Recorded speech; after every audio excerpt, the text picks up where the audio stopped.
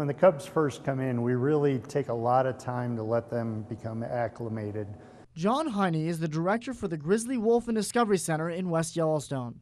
We just want them to get used to a new surrounding, being in captivity, being in close proximity to people. He's talking about the adjustment process for bringing cubs from the wild into captivity here at the center. But for these two cubs, they have a unique history. Their mother, through DNA evidence, was tied to 2 separate fatal attacks in Yellowstone National Park last summer. She was euthanized as a result. These 2 grizzly cubs joined 7 other bears at the Grizzly Wolf and Discovery Center here in West Yellowstone.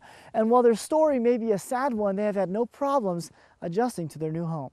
These cubs were no different than other cubs that were brought in here. We've had 3 different sets of cubs come in, and they're all very similar. It's a stressful situation for them just to come into captivity.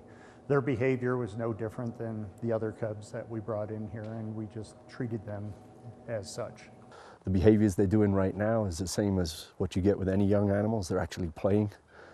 Dan Meets is the animal care manager at the center. After working with the cubs, he tells me that it isn't about their history that got them here, but how their history can help promote bear safety in the wild. These cubs are now ambassadors for that. This shows what can happen if possibly you go hiking in bear country, you don't have bear spray on you, or you hike into an area, you see a sow with cubs. All of these information is passed on using these bears as educational ambassadors for that. We will tell a little bit of each story, and that's what makes the impact with the visitor, that it's not just something you're reading on a poster or in a pamphlet. It's the center's hope that stories like Grant's and Roosevelt's can help educate everyone in bear safety in an effort to prevent future incidents that led these cubs to their new home. In West Yellowstone, Adam Bell for Montana's News Station.